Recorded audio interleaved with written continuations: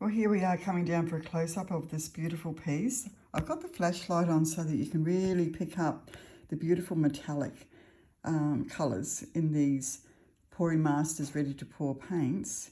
And the base I put down was actually a violet interference pearl, and you can see that violet colour shimmering there.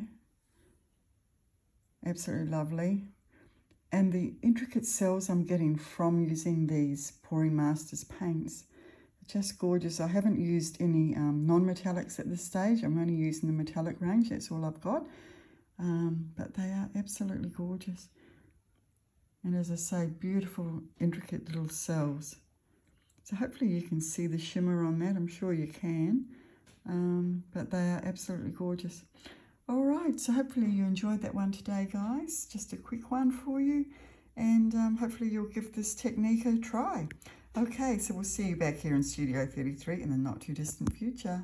Bye-bye.